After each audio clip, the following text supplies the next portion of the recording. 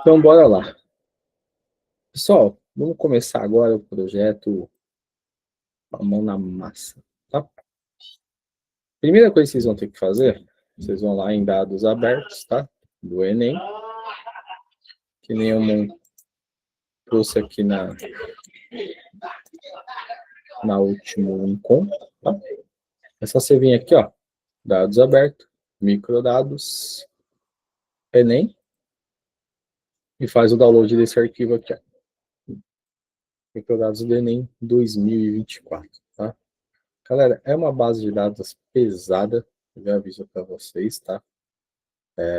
Acho que tem mais de 700 megas para ser feito o download. Então, ela é bem extensa, assim, é uma base de dados, tem muita informação.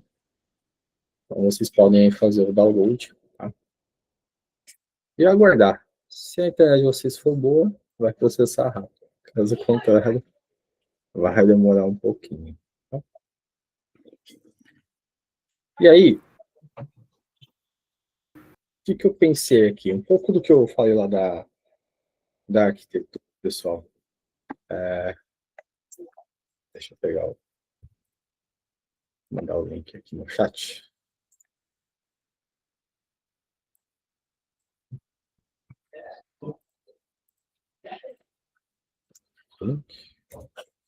Aqui já, Patrícia. O que eu fiz aqui para simular, tá? Eu vou aqui no Driver, galera, e vou criar uma pasta que eu chamei de projeto educacional, tá? Para quem for usar aqui o Google Colab, aí eu subi um vídeo, expliquei bastante do Google Colab, todas as integrações. Eu acho ele sensacional, atende tranquilamente, tá? Se você for usar o VS Code, dá para você simular a mesma coisa no seu ambiente. Eu vi que a Google lançou uma integração do VS Code com o Google Colab, mas eu não testei ainda. Tá? Mas já tem. Então você pode usar o VS Code, codando, tem uma API que bate no Google Colab e você processa tudo lá na máquina deles. Tá? Não testei ainda, mas pretendo testar. O que eu fiz aqui, pessoal? Eu dividi em 3 pastas, tá? Ouro, prata e bronze. O que eu vou simular com vocês aqui? Como se a gente está criando uma arquitetura, está criando aqui o produto. Por que eu vou fazer isso? Assim, são dados muito grandes, tem muita informação. Jogar aí, sabe, tudo na mesma pasta, acho que não fica bem organizado. Aqui tudo bem, a gente vai usar poucos arquivos, mas se a gente fosse debruçar nesse projeto do Enem, assim, de ponta a ponta, sei lá, empilhar dados desde 2015, alguma coisa assim, ia ficar monstruoso isso daqui. Tá? E aí o que eu vou fazer? Aqui na pasta bronze, eu vou jogar os arquivos CSVs, tá? Vocês vão jogar esses 2 arquivos aqui, ó. Participantes e resultados, tá? Então, você vai fazer o download, vai zipar lá os arquivos e vai jogar esses 2 CSVs aqui na bronze, tá? Eu vou usar aqui o driver, mas você pode fazer localmente aí na sua pasta também, não tem problema algum. Vou fazer aqui porque já deixo salvo, e aí toda vez que eu preciso lá no Google Colab ler esse arquivo, eu não preciso ficar fazendo upload, eu já vou lá ler o driver mesmo, e fica muito mais simples. Beleza? E agora, vou lá no Google Colab, tá, galera? Aqui eu criei aqui o projeto educacional, só deixa eu rodar lá no início. E aqui na minha pastinha, ó, eu já deixei aqui, ó, eu já fiz a conexão, tá? Vou vir aqui, ó, na minha pastinha, vou vir aqui no meu Drive, projeto educacional, ó, e ele já fica conectado já direto aqui no meu ambiente, tá? Então, o Google Drive já está conectado junto com o Colab e eu já consigo ali utilizar aqui localmente, enviar e receber arquivos dentro do próprio driver. Então, eu não preciso ficar, sabe, fazendo upload de arquivo, tipo, vou deletar, excluir, etc. Você já faz tudo por aqui mesmo, tá? Acho que é uma boa integração e até dependendo da complexidade do projeto, você pode usar o driver aí para trabalhar. Eu gosto. E simula bem como você tem acesso a um bucket aí, por exemplo, de alguma cloud. tá? Algum repositório. Basicamente é bem igual, né? Você cria ali um repositório com um link e você pode ficar enviando dados para lá, tá? Claro que ali você vai ter várias conexões, etc., com outros serviços de cloud, mas vai ficar bem próximo aí do que a gente vai fazer. Beleza? Então, você vai fazer isso. Vai lá no Drive, ou se quiser localmente na sua pasta, cria lá o ouro, prata e bronze e joga o arquivo CSV brutão lá dentro. Beleza? E perceba que são CSVs até grandes, ó. Esse tem 1.5 gigas e o outro tem mais de 400 megas, né? Então tem 2 gigas de dados aí em CSV. Então no Excel já não vai abrir, né? Então o Excel aqui não serve nesse tipo de projeto. Tá? Ah, mas 2 GB não é nada. Sim. Como eu falei, agora se a gente fosse pegar aqui os dados do Enem, 2024, 23, 22, 21, 20, aí sim, ia começar a crescer muito a base de dados, né? E depois, se você for pensar nos enriquecimentos, tratamentos, daí ia virar, sei lá, 7 tela de projeto facilmente. Beleza? Então já está aqui, tá? Deixa eu botar o zoom. E aí, pessoal, o que eu quero fazer hoje aqui com vocês, tá? Hoje eu quero focar muito em duas situações. Um pouquinho de redução de dimensão, para a gente tentar otimizar espaço. E trabalhar com esses CSVs aí de gigas aí não é performático, eles demoram muito, ocupam muito espaço. Então a gente vai fazer ali uma redução. Eu faço bastante isso. Às vezes, muito quando a área de negócio me manda vários Excel, que acontece. Normal, tá? Eu já pego, já converto tudo, ou eu faço um banquinho de dados ali, open source, SQL, jogo tudo lá nele, ou se não tiver tanta necessidade, eu jogo nos parquês ali dentro, tá? E depois a gente vai fazer a nossa primeira modelagem, e aqui quero trazer bastante a expertise para vocês, sabe? Como que eu penso, como que eu modelo, como que eu penso assim no produto final. Então vamos lá. Esse notebook eu vou compartilhar com vocês, tá? E aí vocês podem explorar, fazer seus testes, experimentos, tá? Mas tentam ver assim muito como eu guiei aqui as coisas. Acho que é isso que é mais valioso, tá? Até porque hoje é só abrir o Gemini aqui embaixo, o Gemini e pedir. Mas óbvio, ele não vai tirar toda a construção, o que pensou, a lógica, essa expertise, né? Ele só vai te dar conta. E às vezes código errado, tá? E bastante. Então, quando é algo simples, 100%, mas muitas vezes quando você começa a fazer coisas mais complexas, começa a dar uns nó ali que nem eu entendo. Então, pessoal, vamos começar, tá? Então, só lembrando, então, basicamente a gente está trabalhando aqui para a Secretaria de Educação. Tá? Deixa eu compartilhar aqui com vocês. Olha aí.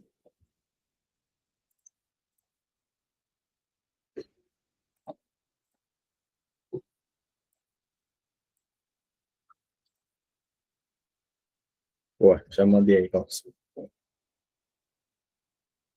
E aqui a gente vai estar trabalhando com a Secretaria de Educação, tá? Então, pessoal, eu trouxe algumas informações simples aqui, mas lembrando que o nosso objetivo é pegar esses dados, transformar no produto, pensando em tudo que eu comentei no primeiro encontro, pensando em metodologia, tudo como eu combino para criar realmente um produto, né? Então vamos lá, ó. Alguns frameworks que padrão assim não tem muito segredo, tá? Como Pandas, NumPy, tá? Como a gente vai estar mais modelando o dado, a gente não vai usar tanta visualização de dados aqui no começo, tá? Então tem dois frameworks aí que a gente usa muito, que é o Pandas e o NumPy, tá? Que são frameworks que a gente consegue modelar muita informação, tá? De uma forma simples, rápida. Tem algumas coisas aí. O Pandas não é performático. Você sabe o LinkedIn lá, tem uma competição, né? Pandas, Polars e alguém. Mas, pessoal, é só em casos, assim, de muita informação. Tá? Fora isso, eles performam, assim, de uma forma aceitável. E aí, o que eu fiz? Eu peguei o local lá do meu driver, tá? Aí você vai salvar aqui nas suas variáveis, local, ó. Content driver mais w, projeto educacional bronze, e os dois arquivos que eu deixei lá. 2024, resultados e participantes.csv. Tá? Então, eu já deixo dessa forma, que eu acho mais estruturado, eu consigo bater lá no local toda hora e consigo resgatar esses dados sempre que eu preciso. Tá? Eu não preciso ficar fazendo upload, nada do tipo. Se eu quiser compartilhar essa base de dados com alguém, eu só compartilho aqui o local do driver, sabe? Aí a pessoa não precisa nem baixar na máquina dela. Ela tem no local, aqui no Colab ela já bate no local, vai ter acesso e vai fazer a leitura, sabe? Então você consegue centralizar o seu projeto num único local, espaço, tudo ali dentro. E aí a primeira coisa que eu fiz foi uma redução, porque trabalhar com arquivo CSV é meio, não é performática, assim, em alguns quesitos, tá? E aí o que que eu fiz? Eu peguei o arquivo Parquet, eu peguei o CSV e vou transformar em um tipo Parquet zipado, tá? Só para vocês terem ideia, eu fiz uma leitura aqui do CSV, ó, até coloquei um time aqui. Ele demorou 56 segundos para ler o arquivo resultado, que é esse aqui, ó. E já já a gente vai abrir ele, resultados.csv. O resultados.csv, ó, tem 2 gigas, tá? Ele demorou quase 1 minuto para fazer a leitura. E depois eu fiz o outro arquivo, que foi a base de participantes, tá? Que aí demorou aí mais 30 segundos. Porque são base bem extensa aí, com milhões de registros. Por exemplo, o resultado, ele tem 4 milhões de registros, tá? Então, galera, tem os dados de quase todos os participantes aqui. E aí, o que que eu fiz? Converti para um Parquet, tá? Então, eu peguei esses 2 CSVs, fiz a leitura, fiz um to Parquet aqui do Pandas, tá? Passei o local, fiz a compressão, ignorei o index. E aí, joguei lá no local, tá? Na minha camada bronze. Olha que legal, ó. Esses 2 arquivos, ó, tava dando quase 2 GB, virou 350 megas. Então a gente conseguiu reduzir aí 4 vezes o tamanho dos dados, tá? Simplesmente porque a gente trocou o tipo da extensão dele. Isso é muito comum, até, pô, mas o pessoal de engenharia já é praxe fazer isso. Beleza. É porque você vai montar arquitetura, data lake, etc. Mas no seu dia a dia você pode fazer isso também, até para você ganhar ali espaço, performance. Até porque se você estiver trabalhando em cloud, você paga pelo espaço, né? Então, quanto menos espaço você ocupar, menos grana você vai estar gastando ali na empresa, tá? Acho que o Marcelo ergueu a mão. Fala aí, Marcelo. Professor, o Denir, só uma pergunta. Você falou em redução de dimensionalidade. Eu não estou extraindo nenhuma coluna, nenhum atributo para reduzir a dimensionalidade. Você tá fazendo a compressão do arquivo, onde provavelmente deve ter espaço em branco, que ele faz essa compressão para diminuir o tamanho do arquivo, né? Porque quando você fala de redução de dimensionalidade, dá a impressão que você está tirando alguns atributos que não são importantes para análise. E aí eu fiquei nessa dúvida, entendeu? Assim, a nomenclatura não foi boa, bom ponto. Aqui é só a troca mesmo do formato, tá? E daí a simples troca você já ganha Entendi. ali Não, é que quando você falou redução de dimensionalidade, eu pensei que você estava tirando alguns atributos que não eram importantes, né?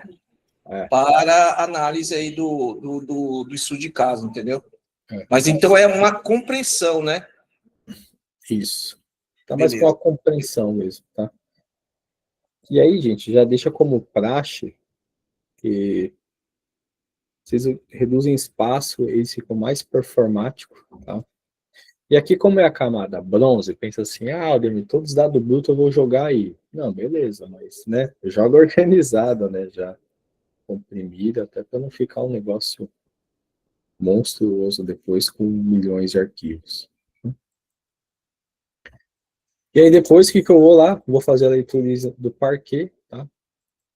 o mesmo arquivo e olha só, já caiu para 21 segundos. Tá? Então ele sai de 1 minuto e cai para 21 segundos. Então você está lendo o mesmo arquivo, basicamente você trocou a extensão. E aí você já consegue ter uma boa performance ali na parte de leitura e armazenamento. Tá? E aqui, pessoal, basicamente é o Panos, a gente lê o parquet, passa o local, e o local, ó, ele já está lendo lá da minha camada bronze, tá? Lá da bronze, ó. Já está aqui fazendo a leitura. E aí eu nem preciso ficar subindo, fazendo upload de arquivo, nada do tipo, tá, gente? Então, simplesmente a gente hospeda ali o Google Drive como um bucket se a gente estivesse trabalhando dentro de uma cloud. Tá? Então, essa é a primeira coisa que eu fiz. E aí, vamos entender um pouquinho aqui dos nossos dados, tá, gente? Então, lá no arquivo tem o dicionário de dados, tá? Mas dá para dar uma palhinha aqui com vocês, que aí tem, nesse DF resultado, vocês vão ver aqui, ó, número sequencial, o ano da prova, o código da escola, município, o nome do município, o estado, tá? Tem algumas coisas aqui tem que fazer alguns deparas, tá? Por exemplo, a administração da escola, se a localização, a situação, se ela está ativa ou inativa. Tem novamente o município, o F, etc. Aí tem umas marcações, ó, de presença nas ciências da natureza, presença em ciências urbanas, se não me engano, presença em literatura, presença em matemática. Depois tem alguns códigos aqui.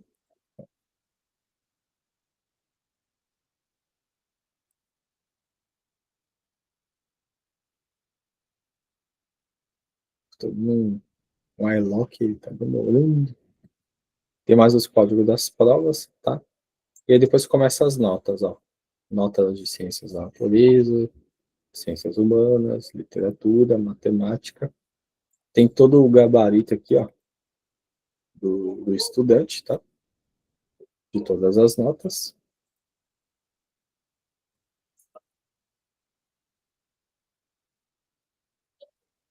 Tem a língua estrangeira que ele escolheu na prova, tá? Pode ser inglês ou espanhol.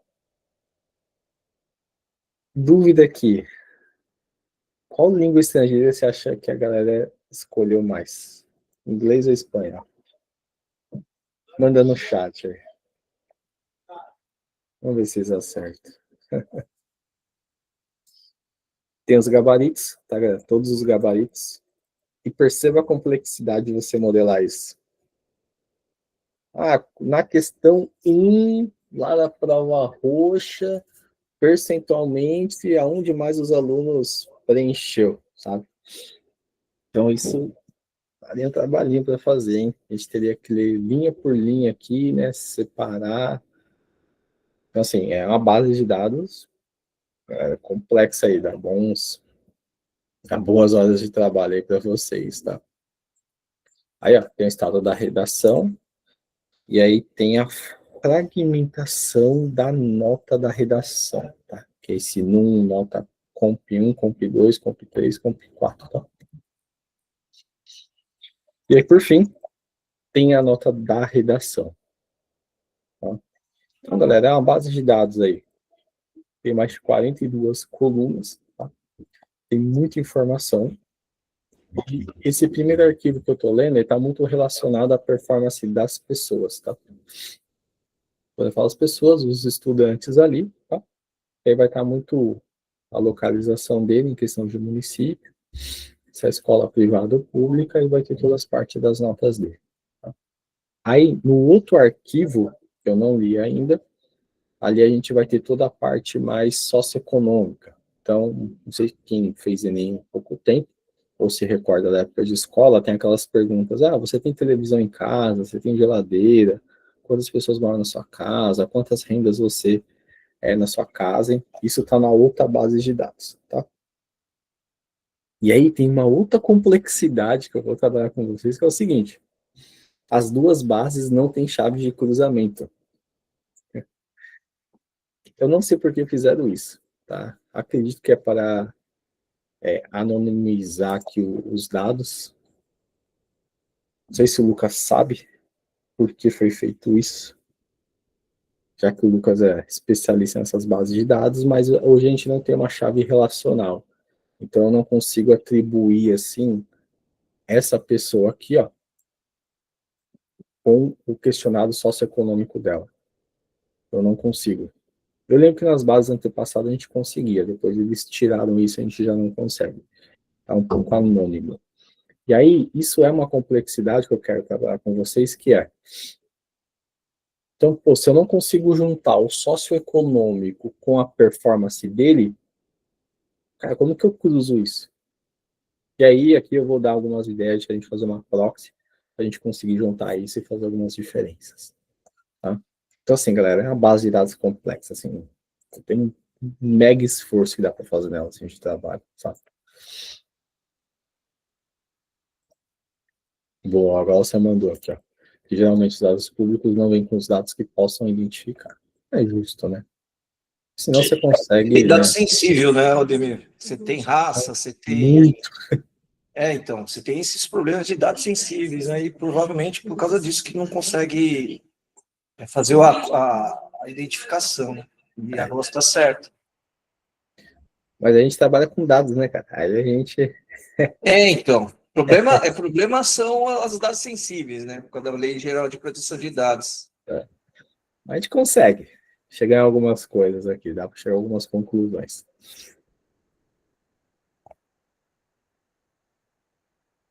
Pode falar aí, Glaucio.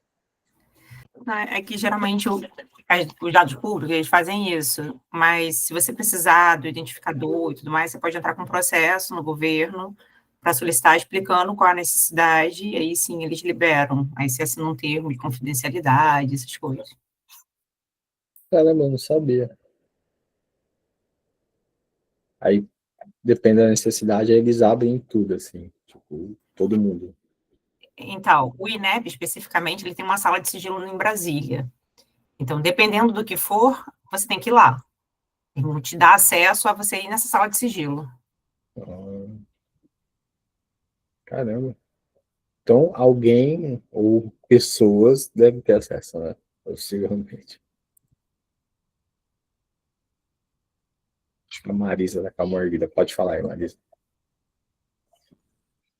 Mas existe também a forma de fazer esse estudo separadamente, né? Sem essa necessidade de fazer essa junção. Separadamente, você pode tirar vários insights sem problema algum, né? Sem problema algum. Lá vai ter acesso à internet por estado, então você consegue fazer uma análise, cada estado tem maior e menor acesso à internet, são dados que eu já observei que nos levem uma informação, um insight melhor, né? Porque tem perguntas ali que realmente não faz muita, não tem muita importância, né? No caso, a escola, se é particular, as públicas, entre federal, estadual, enfim, tem uma série de coisas que dá para fazer um estudo sem a gente fazer essa linkagem, sem precisar esse cruzamento, né? Isso é na minha opinião.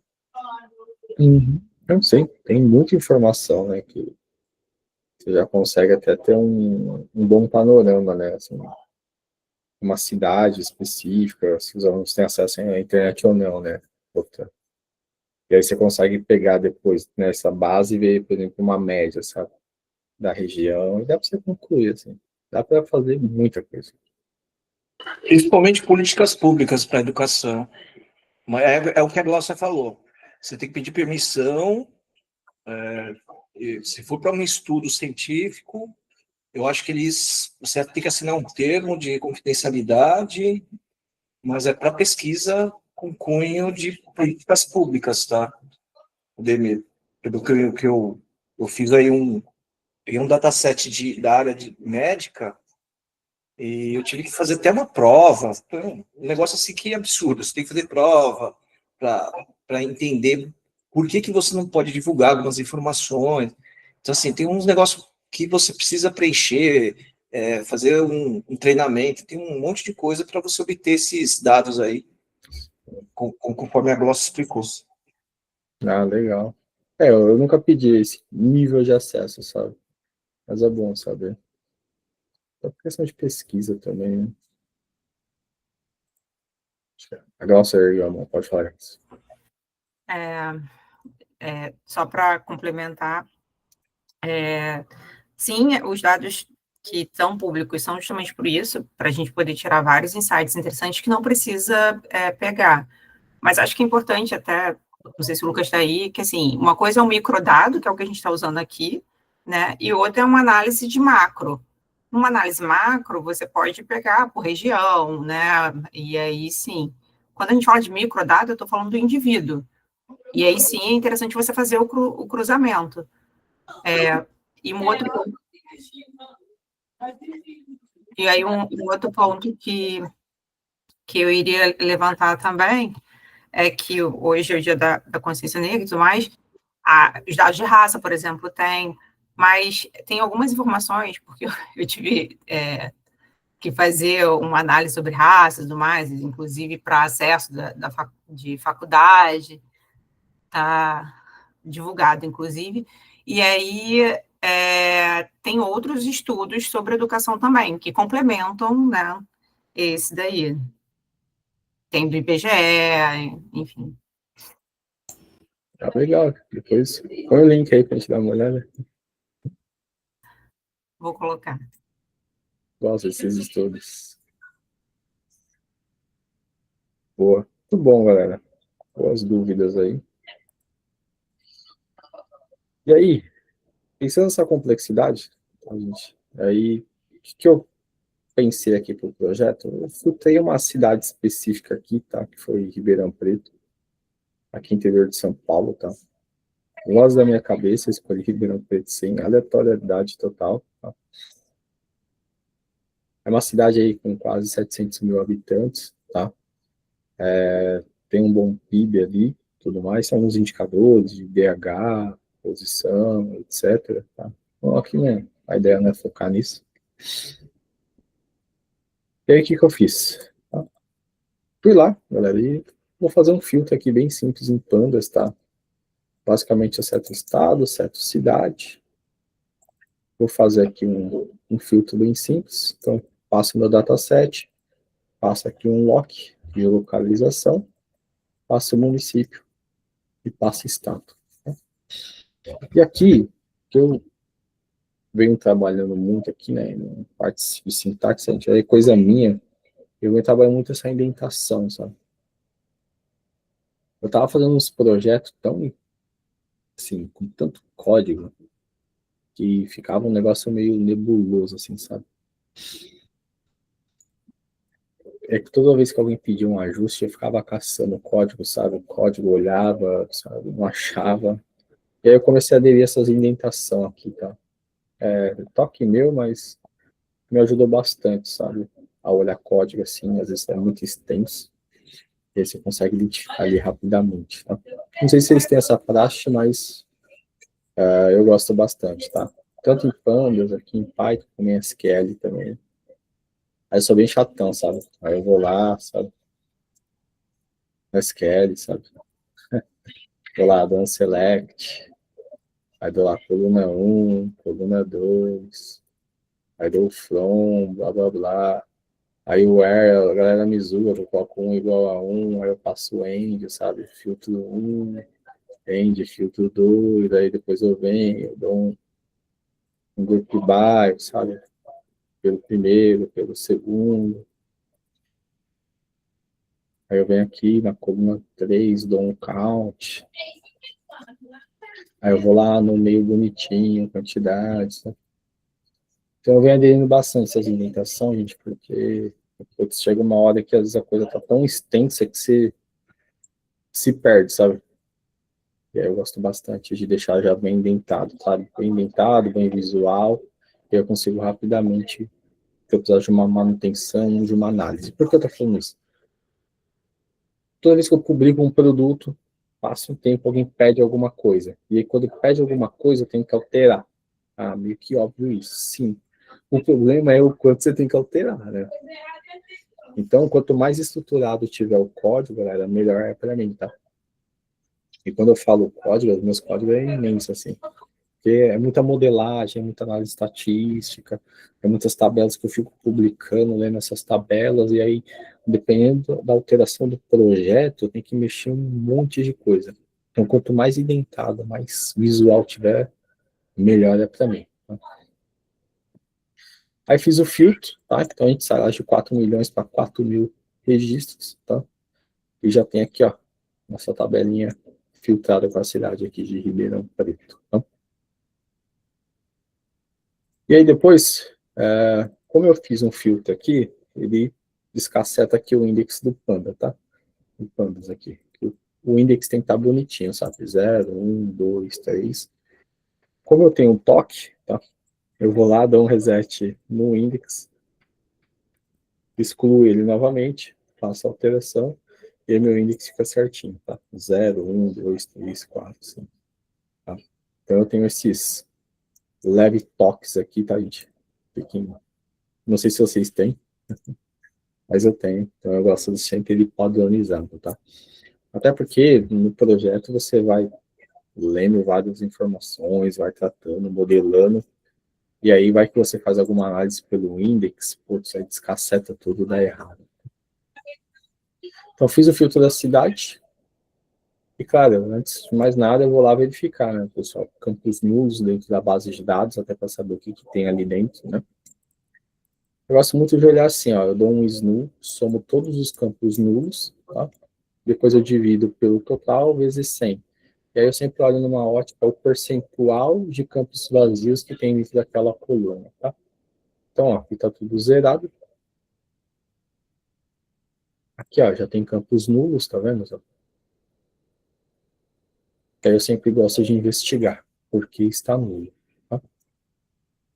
O que eu não faço, pessoal, eu não acredito em left join, tá? De SQL. Eu não acredito, tá? O que é não acreditar, assim? Eu vejo o pessoal fazendo, sabe? Faz aquela query, lança a query, faz tudo, assim. Publica e acredita. Eu falo assim, não, beleza, tudo bem, você fez o cruzamento, perfeito, tá lá. Mas e aí? E um caminho ali na base de dados, sabe? Campo nulo, duplicado, dado ausente, sabe? E aí? Então eu sempre faço esse crivo assim, eu sempre dar uma olhada se tá ou não fazendo sentido, né? Nesse caso, ó, tem campo nulo, Brasil. E aí? Eu ranco da base? Depende, né? Aqui, lógico, eu já investiguei isso, tem muito a ver com os status, tá?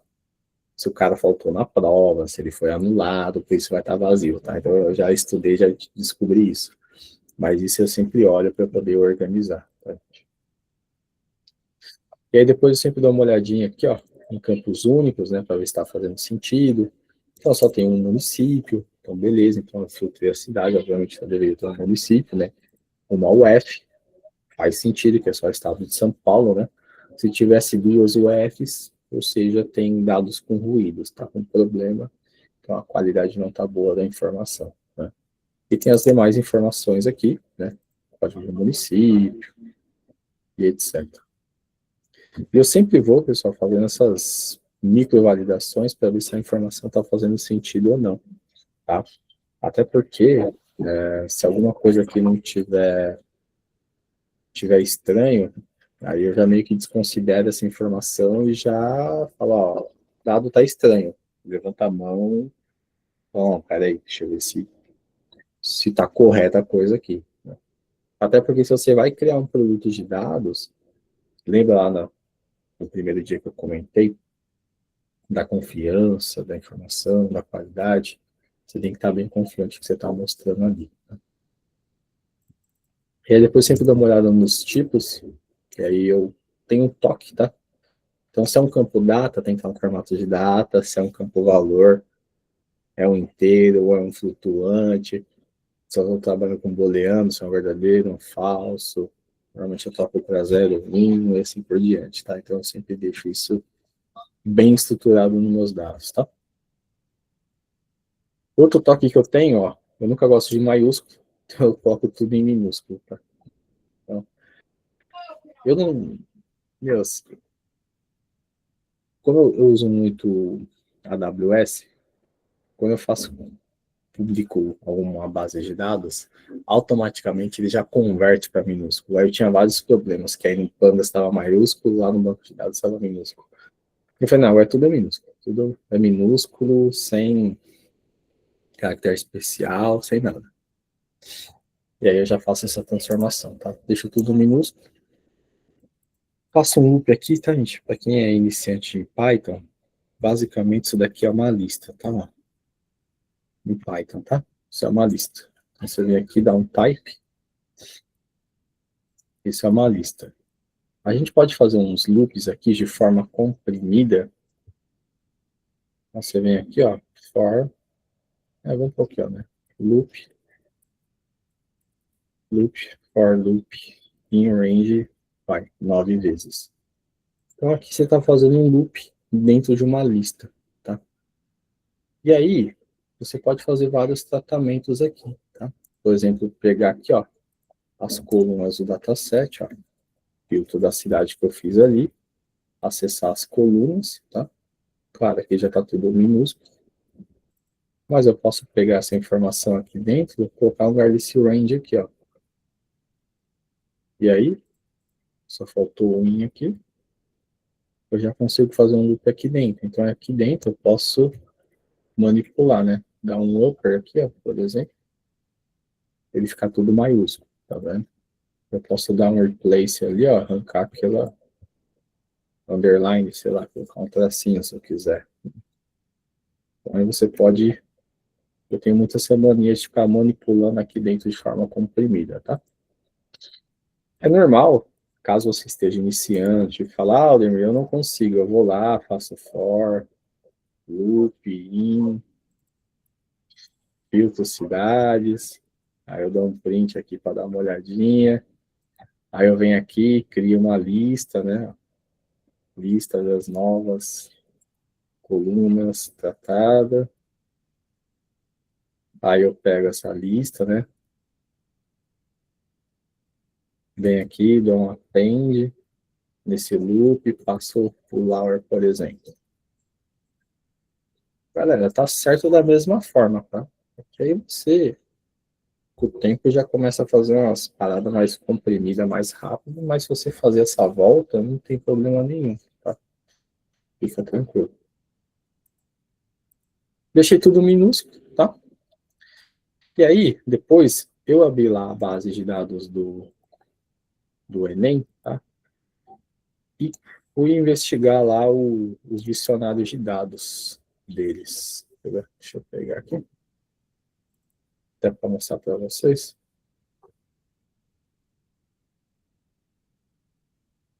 É uma base de dados muito... Sabe, cada hora tem uma coisinha, outra coisinha, sabe? Quem já trabalhou e sabe que tem um detalhezinho, detalhezinho, sabe? E aí, ó, aqui eles já publicaram um dicionário de dados também. Ó. Aqui tem da base participantes e da parte resultados. Aí eu fui fazendo um deparo aqui, por exemplo, da presença, né? Presença, ó. 0 é a pessoa que faltou na prova. 1 foi presente na prova e 2 foi eliminado. Aí já tem um pouco daquela relação dos campos vazios. Tá? E aqui tem os deparas também das informações. Ó. Todos os deparas. Ó. Nota, tudo. Tem aqui ó, o status da redação também, ó, se teve algum problema na redação. E tinha também da escola. Aqui, ó. Se a escola é estadual, municipal, a localização e se ela está em atividade, paralisada e etc. E aí o que eu fiz aqui, galera? Cornojob, tá? Fui lá, ó, peguei esse depara.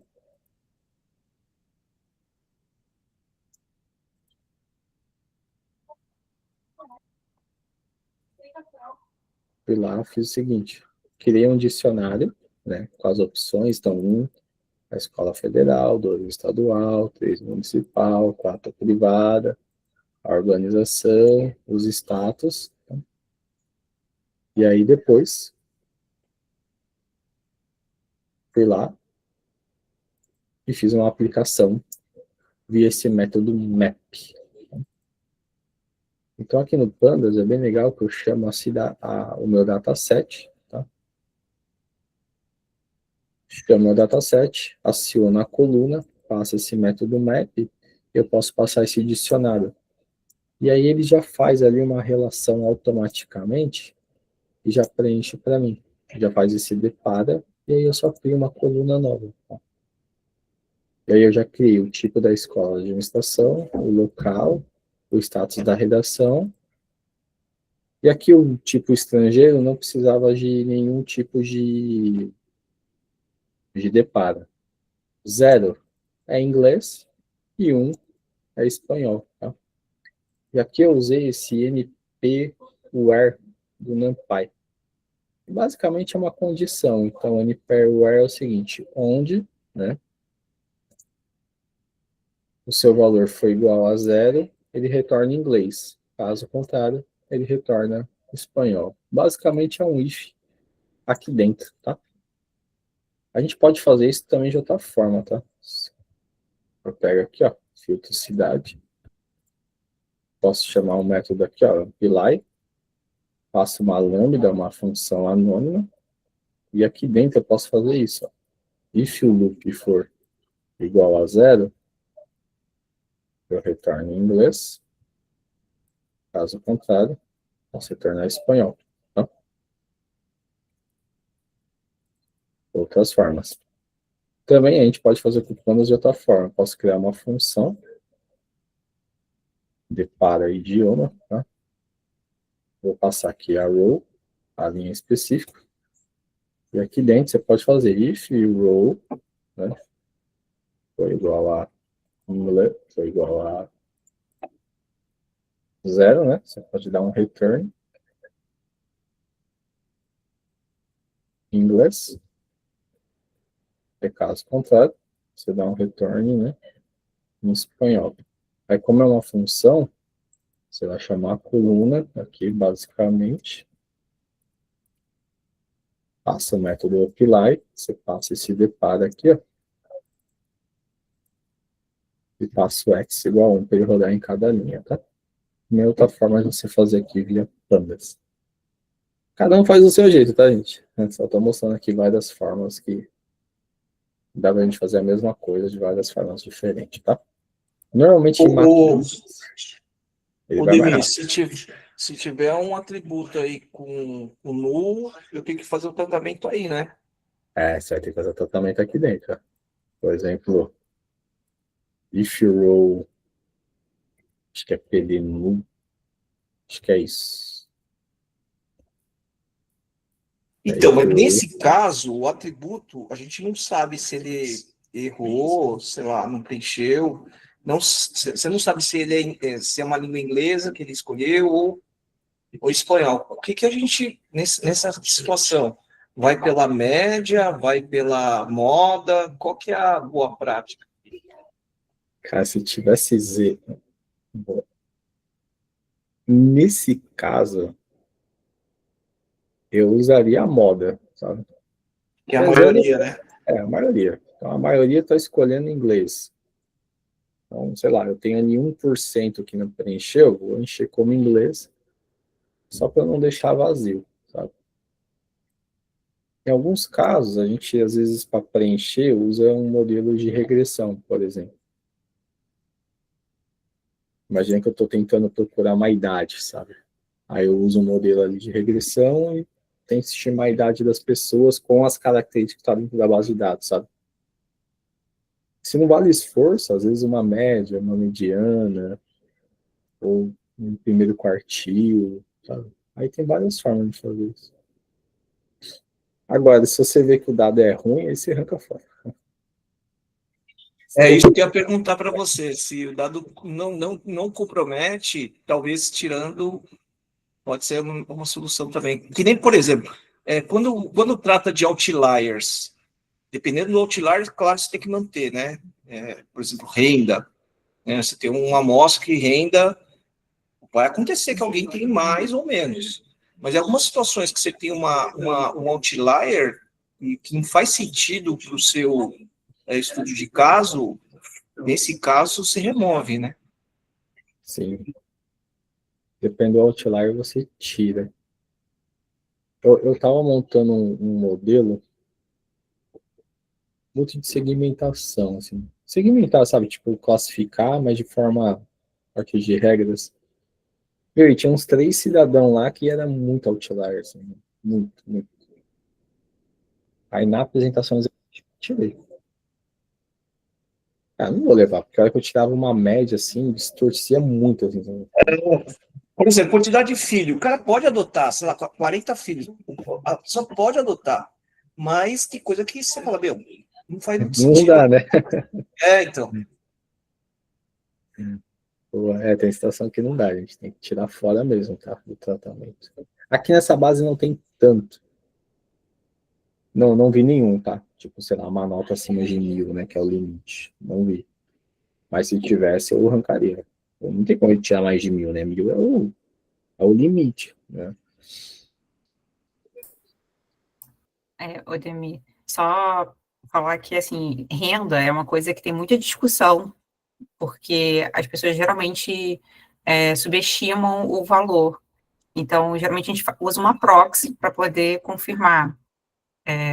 Nos dados do IBGE, geralmente usa número de banheiros na residência, para ser a proxy de renda, por exemplo. Então, como você fez, às vezes quando a renda está muito alta ou muito baixa, dependendo de outras variáveis, sim, você pode tirar para fazer mais sentido.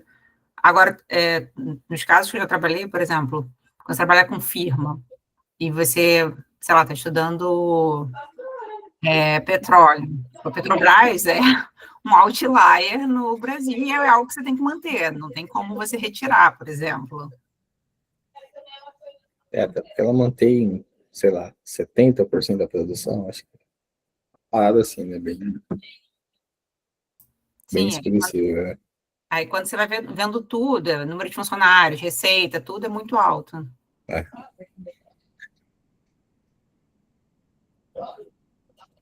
Acho que a Marisa tá com a mordida. Sobre a retirada de dados, essa espécie de limpeza, né, que nós podemos fazer, existem vários testes estatísticos que nós podemos utilizar para fazer essa avaliação, né, tanto para fazer a retirada, quanto para fazer aquela escolha de melhor dado que você vai colocar ali, na caso de uma análise de média, fazer um estudo, existem testes para você fazer isso, escolher se realmente a média vai ajudar na hora de observar um outlier.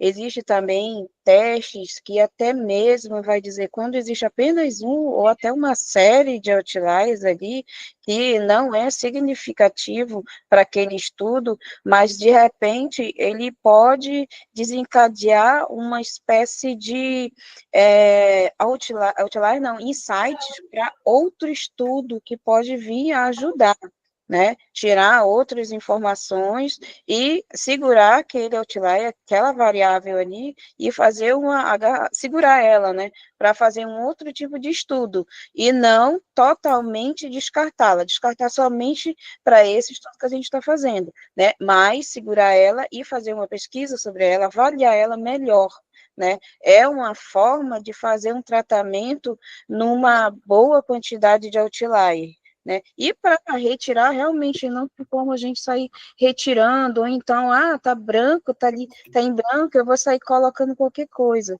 né? Como você falou agora há pouco, Ademir, sobre colocar dados padronizados, né? Existem testes que ele vai analisar todo o meu banco de dados e vai ver uma espécie de padronização, né? Para poder colocar ali naquele daquele localzinho que está em branco, né? Uma espécie de substituição, né? Existe um teste também para isso daí que no momento eu não lembro, mas assim, é bem importante, é bem sério na hora de fazer limpeza, né? Ir retirando ou simplesmente substituir pela média. Nem sempre a média ela é uma boa ideia, né? Para colocar, retirar ou colocar num local em branco. Sim, é um bom ponto. O pessoal acredita muito em média, né? Eu não acredito tanto em média, né? Eu testo e depois eu acredito, sabe? Porque já vi muito, tá? Mas, assim, projeto, o pessoal substitui tudo pela média, sabe? E às vezes você pode enviesar, né? Depois um pouco o seu estudo, porque ele pode acabar distorcendo, né? A verdade, né? Não, assim, de forma 100%, mas talvez você vai acabar desviando alguns pequenos indicadores ali, né? Não deveria, né? Você deveria pensar de alguma outra forma de tratamento. Isso, a média ela mascara muitas vezes uma informação no geral, né? Uma ou duas, por exemplo, no banco de dados pequeno, ela vai transformar todo aquele banco de dados num geral, né? E na verdade ela vai estar enviesando realmente aquele banco. Geralmente, o ideal mesmo é a mediana. Esse sim, esse aí vai fazer uma diferença melhor do que a média. Teve um projeto que a gente tinha muito dado em branco, né? Eu não lembro que tipo de informação era, mas assim, tinha uns 12%. E aí isso ia para um modelo. E aí eu lembro que a gente treinou um modelo para estimar essa variável. Eu não lembro qual técnica a gente usou, mas no final, assim, ficou bom, sabe? Não deu nenhum tipo de desvio significativo, assim, que você fala assim, nossa, que coisa de maluco, sabe? Mas se tivesse usado só a média, aí sim, eu tinha dado muito ruim, assim, sabe? Mas bom ponto, gente. Acho que essa parte aí de tratamento, ela é importante. E se a gente for pensar num produto entregável depois, não dá para você ficar mascarando as coisas, né? Para entregar ali com pressa, né? Ah, vou pôr tudo aqui porque eu tô com pressa. Não. Tem a técnica, tem todo esse preparo. E aí eu falo que volta naquele roadmap que eu mostrei, né? E falo, ó, eu falei que era 10 dias, só que, ó, tive algum novo problema. Vou ter que investigar a informação, vou aumentar esse prazo, porque eu ter qualidade no dado, né? Para ter confiança para apresentar lá na frente, tá? Excelentes pontos, gente. Só vou avançar, senão a gente vai travar aqui, né? Tá. Mas bons pontos. E aqui na base, gente, depois começa a fazer algumas validações, então tem uma boa distribuição entre escola estadual e escola privada, tá? Todas aqui na área, região urbana, aqui o status da redação, tá? A grande maioria não teve problema aí na redação. Aí, ó, teve gente que deixou em branco, tá vendo? Fuga ao tema, texto insuficiente, parte desconectada, tá? E cópia do texto motivador também. Então, mas grande parte não teve problema aí na hora de fazer a redação. Tá? E depois eu sempre dou uma validada aqui. Squad bem simples, tá, gente? Aqui basicamente são estatísticas básicas. Que aí eu sempre pode até pôr um include ou aqui, quer ver? Include ou. Que daí ele vai atribuir também as variáveis categóricas, tá? Mas ele acaba bagunçando um pouco, então vamos tirar. Né? Eu sempre passo no transpose para ele inverter linhas por colunas, que aí eu consigo olhar tudo empilhado, tá? E eu sempre faço esse exercício, tá? Eu sempre dou uma olhada nas variáveis, vejo se não tem muitas coisas assim distorcendo da realidade. Por exemplo, nota. Nota mínima é 0 e a máxima não pode ser maior que 1000. Então aqui, se tiver alguma coisa nesse quesito, eu já sei que, né, Nem estou ainda na análise exploratória, mas se tiver alguma coisa assim, é ruído, dado ruim. Tá? E aí, nessa situação, tem que voltar, tudo que a gente discutiu aí, tentar entender o que aconteceu, estudar esses casos isolados, né? Até para ver se não é um segmento ali dentro do seu público que você vai ter que tratar um pouco diferente. Tá? Nesse caso, se fosse acima de 1.000, aí era erro, tá? E talvez a gente tenha que isolar esses casos, até porque foge da regra padrão do sistema do Enem. A língua, né? Vamos tirar a prova aqui.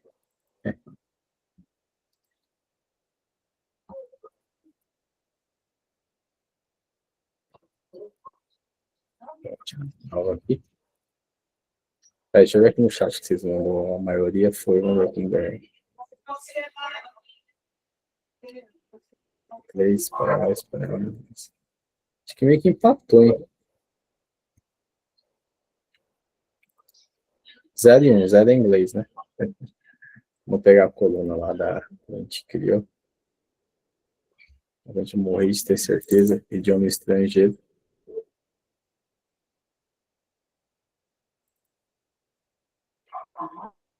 Mas inglês ganhou, galera. 78% ainda escolhe inglês, né?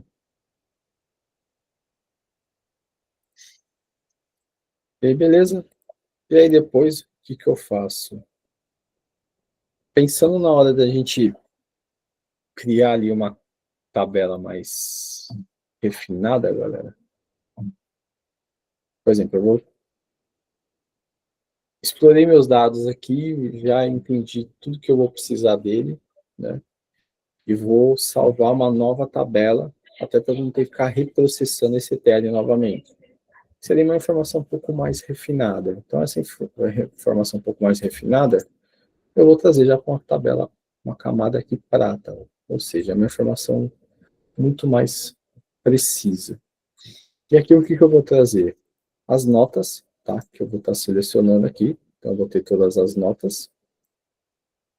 Vou ter todas as informações de presença, tá? E o status da redação. O município, o F, o tipo da administração da escola, o local e o idioma estrangeiro que a pessoa escolheu, tá? Então, eu seleciono dessa forma. Junto aqui todas as minhas listas, tá? E depois aplica aqui no meu dataset. E aí aquela nossa tabelona, basicamente, vai virar essa daqui, ó, lá na nossa camada prata, tá? Então, já estou trazendo todas essas informações modeladas, estruturadas, já com os campos. E aí, basicamente, é só eu apontar aqui para a prata, eu vou lá e gero um parquet e já envio lá um arquivo zipado. E aí aqui, lá no nosso repositório,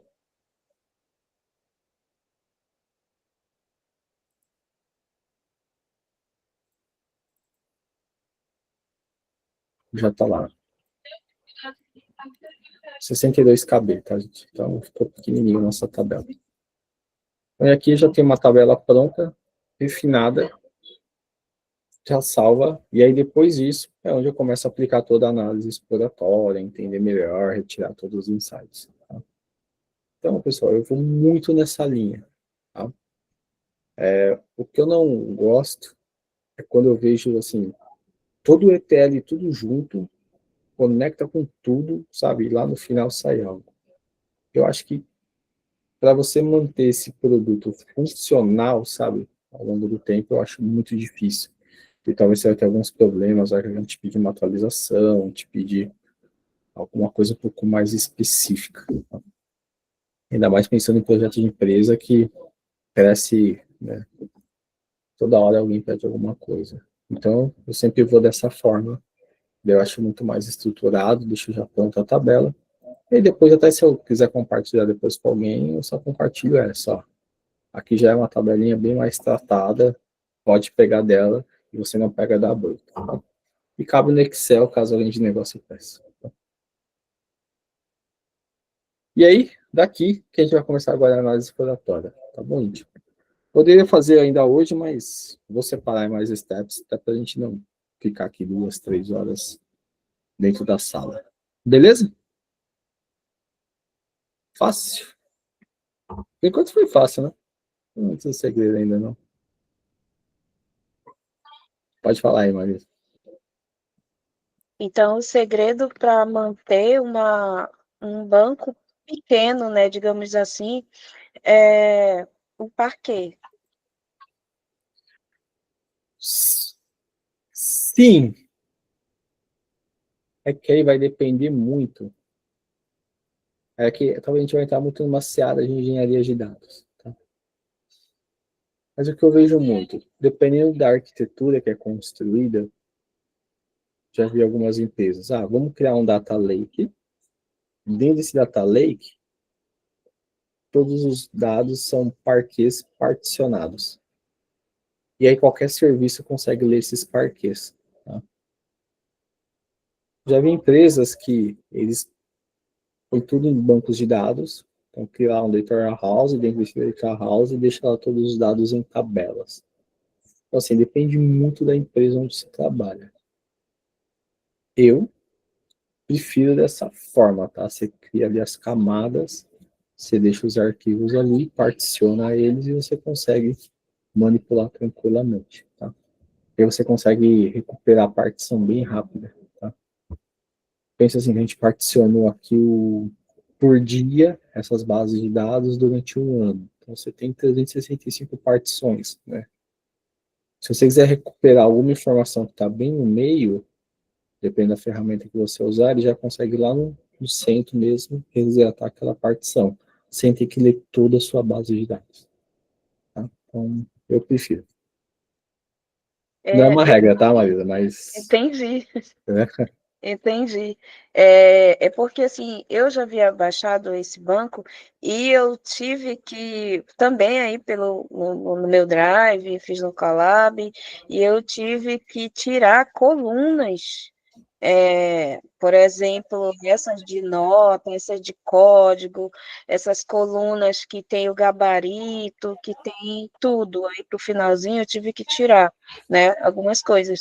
E como no geral, né, todos os 27 estados, né, participantes do Enem, tirei todos, né, antes, lógico, eu fiz uma análise para descobrir quais eram os melhores, né, lá vi que era o São Paulo, o Distrito Federal e Santa Catarina, tirei todo mundo, tirei tudo, deixei só esses 3, foi quando eu consegui fazer o meu Excel fazer alguma coisa, entendeu? Rodar alguma coisa, porque ali naquela coisinha aqui no canto da escritura, o RAM e o disco, começou a parar com tudo e dava mensagenzinha que não ia mais rodar meus códigos, que não tinha mais memória para aquilo, e parou geral, geral, geral. Então eu fiquei só com esses estados, né? Eu digo, bom, então meu negócio agora vai ser com esses estados aqui, e deu para fazer alguma coisa, né? Aí depois tive que fazer uma limpeza do meu Drive para poder baixar tudo de novo e usar todo mundo, né? Todos os estados e fazer novos estudos, né? No caso aí, aquele outro banco, né? Que tem uns dados, deixa eu ver aqui a minha anotação, que é o Q0022, 022, o Q024, o Q025, né? Que trata de acesso à tecnologia. O outro trata sobre a escolaridade dos pais / responsável. E também a renda mensal familiar do inscrito, que são variáveis importantes, né, para fazer aí uma descoberta sobre os motivos, né, por que aquele estado lá tá com aquela baixa, no caso, né, que vergonha, meu estado, né, Amazonas, é o pior que tem uma média tão baixa de notas, né, no Enem, e aí eu tentei verificar isso, só que parou geral, meu Colab morreu, é por isso que eu estou perguntando isso. Entendi. Pode acontecer de você. Depende se você for fazer, ele vai vai estourar a memória mesmo. E aí, se você faz essas divisões, tá? Dificilmente você vai ter esse problema, tá? Porque daí você pode fragmentar, sabe? Vou deixar um parquê só com as notas, um parquê só com o socioeconômico, um parquê com os status, sabe? E aí quando você precisa, você só cruza, modela a informação como que você quer, tá? Fica muito mais fácil. Tá? É que aí a gente vai muito uma seara de engenharia, aí o pessoal faz muito isso, tá? Mas aqui dá para aplicar também. Boa. Dúvidas aí? É fácil. Né? Ô, Demir, eu sei que essa era de engenharia de dados, mas quando você tem dados estruturados, que nem esse caso aqui que é tabulado, quando você tem dados não estruturados, imagem, som, vídeo, a regra não, a boa prática é dividir dados estruturados em um banco de dados específico e dados estruturados em um data warehouse, certo? Ou consolida tudo num data warehouse, num banco de dados estruturado. Ó, pelos projetos que eu já vi,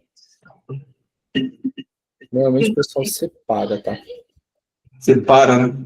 Separa, porque no não estruturado, você vai resgatar muito via um objeto, né? Então, você está resgatando um objeto e aí a consulta é muito diferente, né? Que você vai resgatar aquele ID e aí você vai ter que tratar o retorno, né? Porque pode ser uma imagem, aí você tem que fazer uma conversão binária, etc. Né? Então é diferente, mas aí normalmente deixa num banco bem específico. Tá? Você vetoriza, né? Uma imagem ou um áudio, né? Você começa a vetorizar isso, você joga com um banco de dados vetorial, né? Você pode vetorizar ou você pode deixar o dado bruto mesmo, sabe? A imagem que o usuário subiu no sistema mesmo, sabe? Aí você vai lá e tem a imagem. Aí, normalmente, o que eu mais vejo é o pessoal usar o MongoDB, né? Joga no MongoDB lá, tem lá o identificador, o objeto, você consegue ficar resgatando ele. Mas na essência vai ser o quê? Vai ser um diretório onde você vai jogar tudo ali dentro, né? No caso de imagem e som ou vídeo, usando o Parquet, ele não tem uma compressão muito grande, que nem no caso de texto, né? Texto eu sei que dá para fazer uma compressão grande, mas imagem não chega a diminuir tanto, né? O tamanho, né? É que a imagem vira um vetor gigantesco.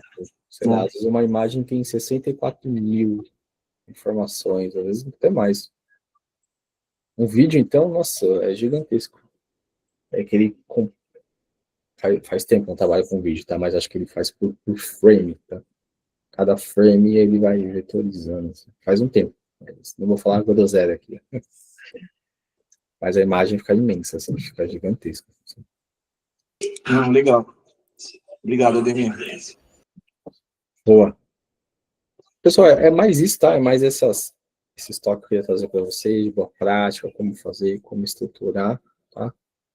E aí, pensa um pouco aí, até um ponto legal que a Marisa trouxe, de, puta, meu collab estourou a memória.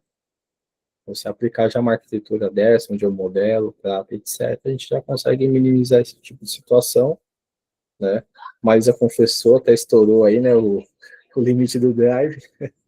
Então, aqui a gente já conseguiria tranquilamente aqui comprimir os dados. Já confessou, agora deu exemplo. Então, tudo isso a gente já conseguiria aí, sabe, tranquilamente fazer esse tipo de tratamento, tá? Imagina, Marisa, alguém te pedir uma atualização. Aí acabou, né? Aí já era. Aí... Mas é normal, tá? Assim, acontece bastante. Isso é bom ter essas boas práticas aí para sempre mitigar essas situações. Fechado? Então, fechou, galera.